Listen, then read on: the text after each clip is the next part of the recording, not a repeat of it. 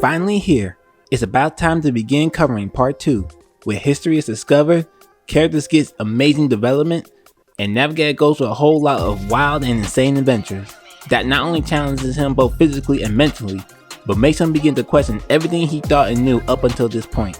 This is where Alchemy stars also start releasing 2 episodes at a time, being their own adventures of sorts while building up the overall narrative. Also a quick note, before this episode, anytime a playable character appears for the first time in the story, I always take a bit of time giving a brief introduction. But from here on out, I'm going to have to change things up a bit, as there will be times when a bunch of characters would make appearances, but their screen time would be so small and hardly matter to the story. Not only that, but some characters don't be playable until well after they've been introduced in the story.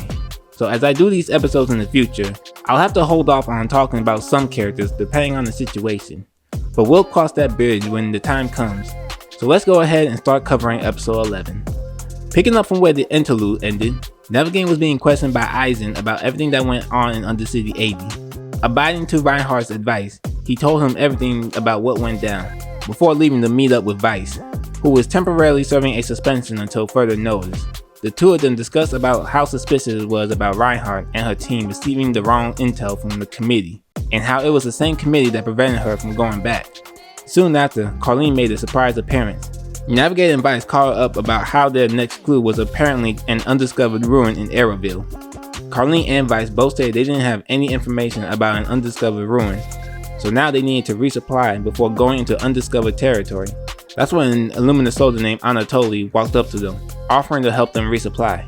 Anatoly is an intelligence officer for the Illumina Federation, but he started off as a retcon scout during the Dark Over crisis. Being a scout, he will be given some of the most dangerous of missions. This includes scouting the Dark Zone area to get a layout of the land.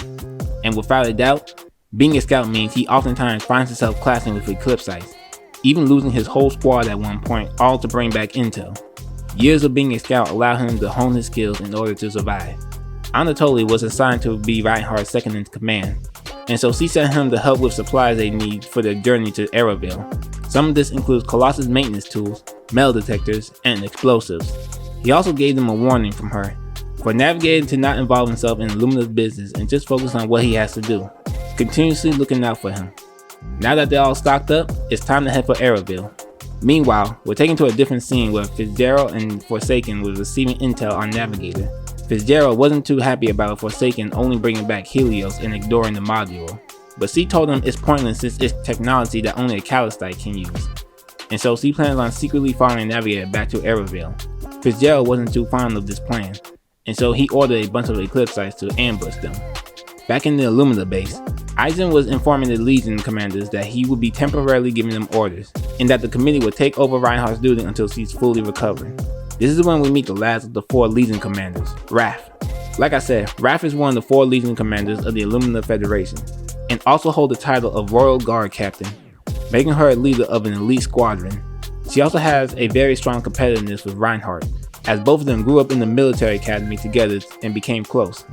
Her goal is to one day defeat Reinhardt in battle and take the title of Grand Marshal herself, and so she effortlessly trains herself and achieves accomplishments in order to realize that goal. Right now it was just Raph, Barton, and Hero among the commanders that were there. Eisen was telling them that for now they were to be on the defense, as they had intel about Eclipsites heading towards Arrowville. But Barton wasn't too keen on this idea. He thinks they should be on the offensive right now. Eisen warned him that if he does anything that goes against the committee's orders, he will be arrested and court-martialed. Frustrated with the situation after he left, Barton could only just obey orders as Hero and Raph were doing the same. Back on Saraz, the gang was making their way to Arrowville, but Weiss knows that their path seems different than usual. Navigator mentioned that the autopilot seems to be taking them to a white tower on the other side of Arrowville, most likely where the maintenance base is at. Remember from what he saw in the database Saraz showed him multiples of times. Navigator mentioned that the Calistites used to live there before their last known location. Suddenly, before they realized, Eclipsites had ambushed them and boarded on Saraz. A fight now broke out as they were trying to keep the Eclipsites away from the controls, but there was too many of them. One fired off a shot at Weiss. She managed to dodge it, but unfortunately it hits the controls, causing Saraz to crash down.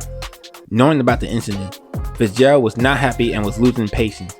Forsaken warns him to stay out of her way and to keep the nearby Illumina soldiers busy as he goes off to where Navigator was. Moving to a new scene, we see Barton getting his troops prepared and ready to defend against any Eclipsites coming their way. That's when he suddenly heard a loud boom, noticing Siraj in the air being attacked by Eclipsites and was beginning to crash. A soldier came to Barton and reported him that Forsaken and a group of Eclipsites were heading towards Arrowville, and that some of the soldiers were now engaged in battle with said Eclipsites as Forsaken went off on her own. Knowing something serious is about to go down, Barton ordered his troops to continue holding the line, as he goes off by himself to capture Forsaken. Back to navigating the others, Siraj was beginning to crash. Everyone braced for impact as they ended up landing directly below the White Tower. Siraj automatically informed them that they reached the landing area for the maintenance base. Vice was so surprised by how wide it was, mentioning how multiple Colossi could fit there. But there was no time to sightsee, as they had to quickly take out the Eclipsites that was still on board Siraj. When Vice took the last one out, Navigator went to check on Siraj. He tried to connect to the maintenance base control system, but the place was disconnected from the central control system. Now they have no choice but to go inside the White Tower and reconnect the controls. When they stepped outside, it was just an empty area. There was no buildings or anything around, making them wonder how did the Callistites of the past even live there. And with them more than likely knowing about the maintenance base, why is there no record of it? It was very strange indeed. Colleen asked Navigator if he knew anything about the tower, but all he knew from the database is how the past Callistites moved out after they didn't find much of anything within the tower, even within the upper floors. That made them second guess everything as there was no sign of a building whatsoever around them. Vice suggested that maybe the tower might be buried underground, but it wasn't time to lose hope yet, as Vice remembered that Reinhardt packed them some metal detectors among the supplies, thinking that if there's a building, then there must be metal within it. Now it was time to look for some buried treasure. Meanwhile, Forsaken was following their trail, waiting for them to lead her to the buried Callicite technology, and following her trail was Barton, who has no plans on letting her do as she pleases. Back with the group, the gang was searching all over the place for the entrance, but all they could find was useless junk. That and more Eclipsites who snuck up on them. They were coming in and starting to surround the group. At that moment, Navigator came up with an idea. While Vice and Colleen fights off and keeps the Eclipsite at bay, Navigator will use the explosives to blow up the entrance they were coming in from. But the Eclipsites wasn't making it easy for them, as swarms of them continued to pass through. There wasn't any time to even set up the explosive. That's when Barton came and lent a hand, shooting down Eclipsites one after another. This gave Navigator time to place the explosive and set them off. With that, the entrance was sealed. Barton was okay on the other side and continued to fight off the Eclipsites on his own. Navigator and the others quickly went back to find the doors to the ruins, but they were still coming up empty. Colleen suggested Navigator to use his psychic powers to see if there was any clues, but when he did, he got a splitting headache, as if something was keeping him from scanning the area. But Navigator decided to try something else. He focused using his powers on the repair module, thinking the data would lead them towards the entrance. That's when a firefly came out of Siraj, and to the surprise of the others, it was giving out a request to access to the control system of the maintenance base. Being voice control, Navigator almost messed up, as every time he said anything, it was taken as a password attempt. Finally able to take things slow thanks to Vice, Navigator was able to get the system to reset the password. After answering some security questions, Navigator was able to set up a new password, and that's when things started to get crazy, as the walls themselves started to split open, revealing a huge interest, shocking all three of them at what they were looking at, even to the fact that this ancient Calcite technology had the capabilities to do gene tests, which is how it was able to respond to Navigator and not Colleen. The mystery was just beginning as the three of them went inside to explore. While they do that, outside, Barton is dealing with the Eclipsites all by himself. As expected of a Legion commander, he takes every one of them down without a sweat. That's when he noticed Forsaken trying to sneak past him, making it clear that she only cares about what's inside the tower. He wasn't going to let her pass, and the two of them began to fight. Inside the tower, Navigator and the others were making their way through the entrance passage. It was so quiet that you could easily make an echo throughout the hall, not to mention there was falling debris. Navigator noticed something odd about the things that were laying on the floor. Colleen, after further examining them, deduced that they were Colossus patches, materials that existed during ancient Astra. And that's not all. After further looking at the walls around them, Vice began to believe that they were made out of Colossus remains. This gave them thought about how common Colossi used to be.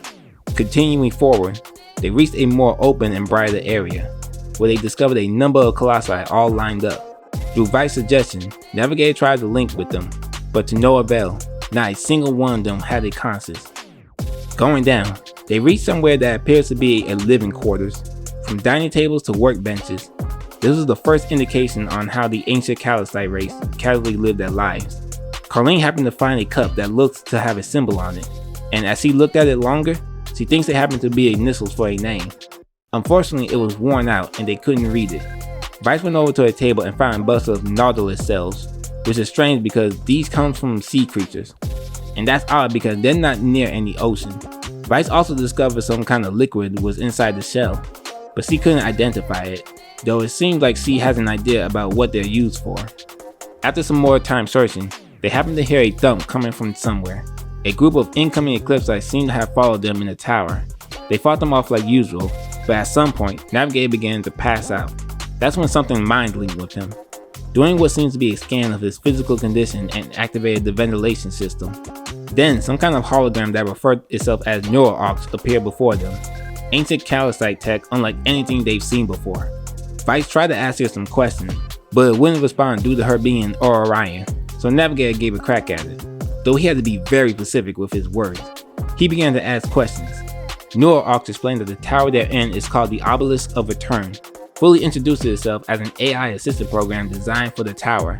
It then confirmed Navigator's assets levels and allowed him to have blueprints for the building.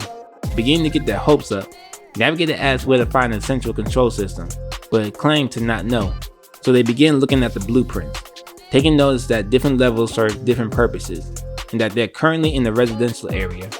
It was time to explore further down the next level, which was referred to as the Exile Zone. Moving to the next floor, the place came off completely spooky. NeuroArcs was playing what is said to be ancient music, as an indication that there was no threat around them at the moment. Observing everything around them, Carlene pointed out how this floor resembles that of a prison, thinking that it's strange that Calistites would imprison Eclipsites rather than just killing them. It just makes everything more odd. They happened to stumble upon dog tags that were laying on the ground, having names on them as well as a length of sentence. This told them that this was also a place that held fellow Calistites. Navigator eagerly asked NeuroArcs what this all meant. This is when they learned about someone named Master Francis. From what it told them, this Francis guy was a Calistite researcher. Apparently he wasn't on good terms with his people and ended up being imprisoned along with his fellow researchers. This appears to be because he had a different outlook on things that went against their beliefs. NeuroArcs also mentioned that Francis was the brains behind an invention that apparently changed the world, and would be pleased at how modern Calistites have fought side by side with Orions and demi-humans. When Navigator tried to get more information on this invention, NeuroArcs wouldn't answer, claiming because it itself isn't a Calistite. After that, Carlene began to realize that the cup they found earlier most likely belonged to Francis. NeuroArcs mentioned that Francis loved energy drinks. After mentioning where they would be distributed, Vice came to a realization, bringing them over to where one of the venomous scenes was. She kicked it and got it working again. Taking out the nautilus shells she grabbed from earlier, she began to pour the liquid from the shell into the venomous scene, to which the venomous scene popped out an energy drink. This proved her theory that ancient Calistites used these liquid in these cells as a form of currency, and how the nautilus cell is a symbol of continuity. This goes into how ancient Calistites saw things, worshipping nature and seeking continuity, explained by Carlene.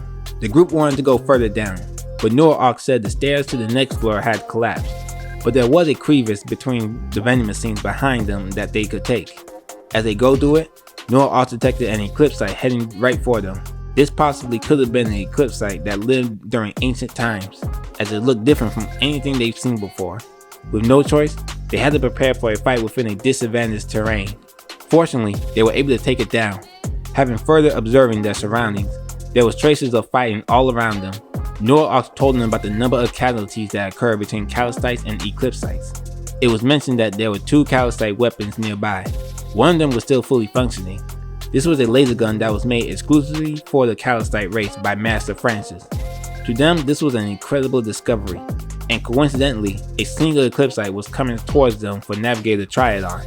He mind-linked with the gun as NeuroArcs instructed and shot the Eclipsite. Although it wasn't lethal, it completely knocked it out, showcasing that it indeed was a powerful weapon created by Francis. Now it was time to move on.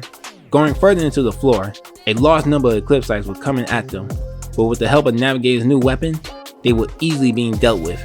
However, things wasn't going to stay so simple, as the Eclipse Sight from earlier had returned. Navigator sided with the gun, but it just got right back up. Being outnumbered with a strong Eclipse Sight among them, the group had no choice but to make a run for it. As they were running, Vice had run into a device that was standing in the middle of the tunnel. As it looked similar to an Illumina weapon, Vice had asked Navigator to use his powers to activate it. As the weapon activated, it easily blasted away the powerful Eclipse Sight, but more of them were continuously coming at them. As they were beginning to get overwhelmed, Vice noticed the weapon had a full range kill order. She activated it and it easily wiped out all the Eclipse Sight that was in the vicinity. But that is when things took a horrible turn, as the weapon aimed at Vice and shot straight through her. Carlene tried to run to Vice, but Navigator warned her to stay out of the weapon's range. After a number of attempts, Navigator finally managed to shut off the machine, but more Eclipse Sights came at them. Navigator and Carlene had to fight them off as Vice was down on the floor. Once all the Eclipse Sights were taken out, Noah scanned Vice, indicating that she's in a state of hibernation. It explained that the weapon they was using earlier was called a special attacker. Any Orions hit by this weapon will be put in a coma. Navigator asked how they can wake Vice up, but Noah didn't have an answer, indicating she's in some irregular coma. Tensions were flaring up between Navigator and Vice, to the point where Carlene was almost blaming Navigator for what happened to Vice. Being able to calm down a bit afterwards, Navigator asked Noah to explain the special attacker's main function. Through a recording, it explained that the attacker was initially a self-defense weapon, and that having different functions for different enemies, it began to be used for combat. This was enough of an explanation for Carlene, that ancient Orions and Calicites were possibly enemies in the past. This information truly changed the scope of things on what ancient times may have been like. So much was going on that Navigator couldn't wrap his head around. Between the mystery of the ancient Calicites and Vice currently in danger of never waking up, they decided there was no other choice but to keep going forward as Carlene carried Vice. As they go further in the tunnel, they reached a strange area where there was no signs of battle anywhere, compared to where they were just recently. Noah warned Navigator that he's beginning to approach a restricted area. That's when they find a huge stone door. Noah keeps warning them to turn back, as this apparently leads them to the central core, and that Navigator doesn't have the approved access to it. He tried to ask Noah how to gain access, but it said that only the highest degree has access to the central core. With no other choice, Navigator and Carlene decided to go past the door through an open crevice. When they reached the other side, it was a sight unlike anything they've seen before.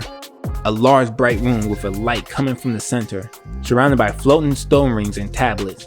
This would be the circular system, the central power that keeps everything running within the base. Suggested by Carlene, Navigator uses psychic powers in an attempt to connect with it. When he does, information started pouring into his mind in the sound of a voice, introducing the circular system to him and how it contains memories of the entire Calicite race. The place where they're at used to be called the City of Obelisk, and the building they're in is the tallest among the towers within the city, the Obelisk of Return. It appears to be treated as an education center for Calicites. Through this understanding and how ancient Calicites worship continuity, this place could be looked at like an ancient library. Going further into the system on a second attempt, Navigator used his mind in order to browse through the information. This caused some of the tablets to move around. After stopping due to getting dizzy, Navigator landed on information regarding Colossus. It told him what he practically already knew, how it has multi-functions and Calicites will link with it in order to pilot them, and that modules and plugins helps make them stronger. This is all in order to make up for how weak and fragile the race is. But as it was telling Navigator about the cockpit, that's when he discovered a terrifying secret, that Calicites and the Colossi are war machines, and even though Calicites don't fight on the battlefield themselves, they can send out and give orders to Eclipsites who will fight for them. This completely threw Navigator into a panic, as this questioned everything he believed. His people, Schumer, everything he learned, thrown into utter chaos. Carlene managed to get him to calm down, letting him know that the world was different back then than it is now, and that no matter what, the experiences he currently had are still the same.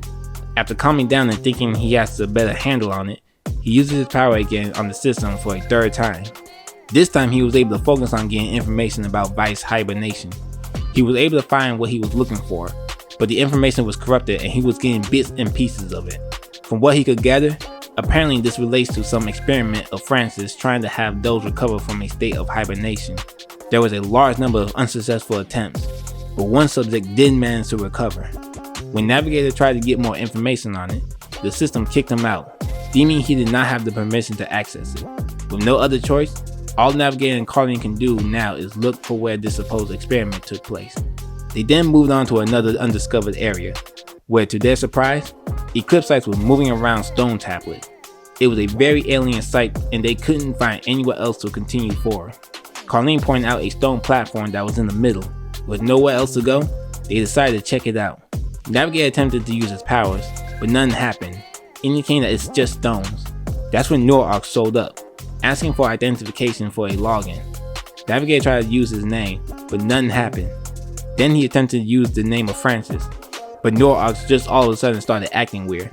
Suddenly their situation turned towards the worst, as the Eclipsites stopped pushing the tablets and was heading for them. They took action as Navigator led Carlene into taking them out. After getting rid of all the Eclipsites, Carlene and Navigator was trying to figure out what was going on with Norox, as it just kept repeatedly asking for a proper login. Carlene thinks it may be different because of where they're at, and that Norox can't properly receive Navigator's commands due to some error. Unfortunately, this is about to make their situation much worse, as with the number of failed attempts, Norox started the activation of a Guardian system. It felt like the building around them was beginning to move, and before they knew it, the Guardian Claudia was released. Now they find themselves in a battle with some ancient calcite technology, which is not going to be easy. With the fight raging on, Carlene was having a tough time dealing with his counter to Illuminatics, but thankfully with good fortune, Norox began the damage control program to repair some facilities, causing the Guardian to stop and giving Carlene time to deal a fatal blow. With that, it was over with, and Norox had finished the repair system, causing the tower to reactivate from hibernation. After going through the status of the facilities and Navigator being the only calcite within the tower, the Obelisk of Return began moving. After a long time, we finally returned to the scene where Barton and Forsaken were still fighting. Barton was clearly struggling as he couldn't get an edge on her. What's worse is that he realizes Forsaken hasn't been giving him any attention throughout their entire class, which is the reason why he even lasted as long as he did. That's when a rumbling started to occur around him. The white tower began moving and going higher towards the sky. An Eclipsite told Forsaken that a gap opened up in the outer walls of the tower, and so he heads off to where Navigator and the others are, with Barton chasing right after her. Inside, Navigator and Carlene was hanging on as the tower was moving. After the second stop, Norox told Navigator that the position of the tower had reset, and that it has now made him manager of the obelisk. This means he has full control of the tower. Norox told him that there are 3 access levels in the tower: the outer ring for normal users, the inner ring for managers, and the core ring, which is only accessed by the highest degree. Now that Navigator is the manager, Norox had him synchronized within the Obelisk of Return. A flash of light grew bright and Navigator can suddenly see the entire tower, as well as the area around it. But Norox told him that this wasn't the extent of how far Navigator can see. Okay, so quick pause before finishing off the last remaining parts of this episode. Remember in the beginning of the video how I said that some characters have too short screen times to even give an introduction? Well, the ending of this episode is the reason why I'm doing that. There are many playable characters that show up here all at once, and giving them each an introduction would drag out and make this video unnecessarily longer than it should be, which is why I'm only focusing on characters that plays a more actual role. My hope is that at some point I can do character focused lore videos that'll go into them a little more, especially when I find some of these characters to be really interesting. Not to mention with some characters being introduced in events, I'll never catch up to try to cover everything in order. So for now, I hope you be patient with me until then. Now let's finish this. In a sudden change of scenes, we find ourselves at Lumopolis. Soldiers were running around panicking. Then we see Swartz receiving a report from one of the members of the Night Watch, Nadine. She tells him that the Sword of Damocles is activating on its own. Swartz orders Nadine to sever the link between Damocles and Lumopolis, then tells Iridan to have her men lock the control room down and make sure no one goes near it. Once he left, he along with the 4 angels went to the control room. There he had everyone release their Lumina in order to interfere with the transmission. With them working together, they managed to prevent the cannon from firing. The next location is in Ganon. A loud noise can be heard all over the city. No one knew what was going on as Vivian was going around gathering intel for Gronru. She told her that the maintenance guy said the sound was coming from the ancient equipment that was scrapped, but as it looked like Gronru was off in a daze, she reacted as if she was actually talking with the machines. She said it wasn't just random noises, but a message telling them to hide. Then we move to Residue Desert, where Brock is once again challenging Sansa to a fight. Even has some spectators who reluctant to watch this as the outcome is obvious.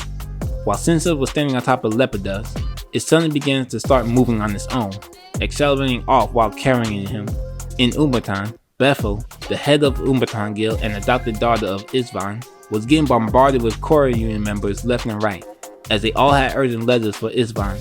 She then went immediately to see him in his office, who was also with Shield. Once he delivered the urgent letters to him, Isvan has Shield use his people to keep track of everything that is going on within Lumopolis, indicating a major event is about to take place soon. Over to another area is the base of the True Order. A number of members was waiting for Victoria to come out of her room, haven't heard from her in a while. When Foss knocked on her door, Victoria told him to come in alone. Inside he sees the sight of the bloody Bible, constantly spitting out blood. As said by Foss, this is indicating that a prophecy is soon to emerge from it. Words started to form, but neither Foss or Victoria could read what it was in, what makes them question who is the prophecy for. Finally, we go to the land of Northland. Like the name suggests, it's located in the north of the borders. This is where Orions was said to be originally born. Being closer to the north, this place is constantly snowing all year long, which caused some Orions to move further down south for warmer climate. Among the places within Astra, this land could be considered the most peaceful, as it's protected by a barrier called the Sanctuary that keeps all Eclipsites out from the area around the Winter Palace, although they still have their own army to keep out any Eclipsites wandering near the border. This place is led by Bethlehem, Queen of the North. She's a member of a royal family within the Northland. Before taking up the role of Queen, she used to go by the name Messiah. As a member of the North Lords, it was her duty to take up the throne. By tradition for the coronation, she had to abandon her identity as Princess Saya, and then walk a path to light up the beacon in order to activate the sanctuary field, all while fighting off Eclipsites by herself. And the reason why she did all this was because of her powers to see into the future, where she saw that Northland went through some terrible tragedy. Now, after abandoning the identity of Princess Saya to become Bethlehem, she rules and protects Northland as one of the most powerful figures in Astra. In Northland, the light from the beacon was shining brighter than it ever was. The Queen's attendants, Novio and Nikinus, was worried about the situation, so they proceeded to where Bethlehem was in order to get orders on what to do next. But when they found her, she appeared to be sleeping while mumbling something. Novio hurriedly woke her up as everything about it was abnormal. That's when Bethlehem woke up and was looking out in the distance, as if she was seeing Navigator, warning him about the city of Obelisk. All this turned out to be visions that Navigator was seeing, breaking out of his connection with the circular system, and told Carlene that he just saw the whole world, bringing an end to episode 11. Well, there we go, episode 11. A story that is vastly different from everything we experienced so far. Ancient calcites and their technology, a researcher named Francis, calcites giving orders to Eclipsites. This one episode alone shook up the entire history of Alchemy Star's lore that we know so far, and there will still be more crazy reveals in future episodes. Part 2 has instantly become a game changer within the story, with such fascinating mysteries just waiting to be discovered. I really want all those who watch my videos to know that I'm thankful. These videos have just been passion projects that I've just unexpectedly find myself putting more and more time into, and trying to do these between my work life and social life is never easy. So again, thank you for watching my videos and look forward to when I cover episode 12. Until then, may the truth bless you.